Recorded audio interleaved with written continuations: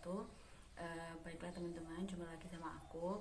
Nah, teman-teman, di sini tuh aku mau jelasin tentang teknik pengumpulan data.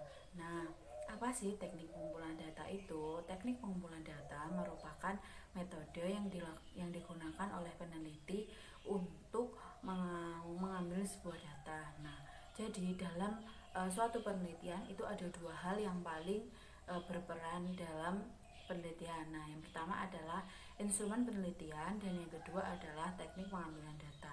Nah, instrumen pengertian ini penelitian itu berkenaan dengan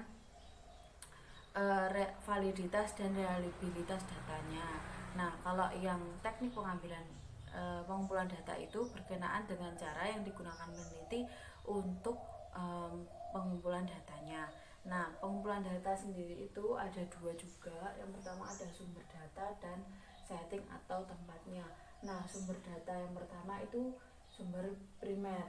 Nah, primer ini adalah data yang diberikan langsung kepada pengumpul data, sedangkan kalau yang sekunder itu yang tidak langsung diberikan kepada pengumpul data, contohnya lewat orang lain atau lewat sebuah dokumen seperti itu. Nah, sedangkan setting itu adalah tempat pengambilan datanya, itu ada tiga contohnya. Yang pertama alamiah, laboratorium untuk eksperimen, kemudian yang ketiga adalah dengan di rumah dengan berbagai responden. Nah, oke, langsung saja ya. Jadi teknik pengumpulan data atau cara pengumpulan data itu ada tiga. Yang pertama wawancara, observasi, dan kuesioner. Oke, langsung saja ya. Jadi wawancara merupakan cara pengumpulan data yang dilakukan apabila peneliti ingin mendapatkan data yang secara detail seperti itu. Nah ya, wawancara itu dilakukan jika respondennya itu sedikit. Jadi dilakukan jika hanya meneliti satu hal yang sedikit aja, maksudnya nggak terlalu banyak gitu, mungkin sekitar 2 sampai 10 orang itu bisa menggunakan teknik wawancara. Nah, dalam teknik wawancara itu juga sendiri ada tiga hal yang harus diperhatikan. Yang pertama itu adalah responden adalah orang yang paling tahu tentang dirinya. Terus yang kedua, yang dikatakan responden itu harus benar dan tidak mengada-ngada seperti itu. Terus pemahaman pertanyaan yang diberikan kepada responden yang diberikan oleh peneliti itu juga harus sama pemahamannya dengan responden seperti itu. Nah, wawancara itu ada dua. Yang pertama terstruktur dan tidak terstruktur. Kalau yang terstruktur itu sudah disiapkan pertanyaan-pertanyaan sebelumnya. Maksudnya kayak pertanyaan-pertanyaan buat apa sih yang mau ditanyakan kepada responden kayak gitu. Terus juga ada alternatif jawaban dan lain-lain seperti itu. Jadi kayak sudah terstruktur gitu ya. Terus yang kedua itu ada wawancara tidak terstruktur.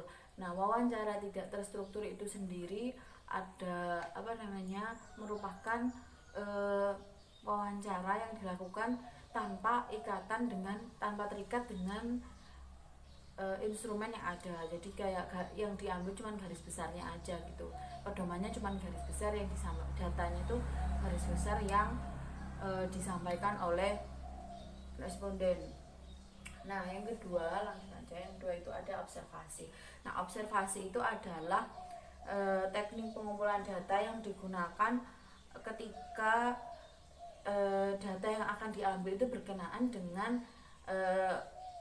perilaku manusia, gejala alam kayak gitu-gitu, dan digunakan jika respondennya juga sedikit. Maksudnya bukan sesuatu yang luas kayak pengamatan di suatu kabupaten, mengamati di suatu kecamatan, itu tidak terlalu efektif jika menggunakan observasi.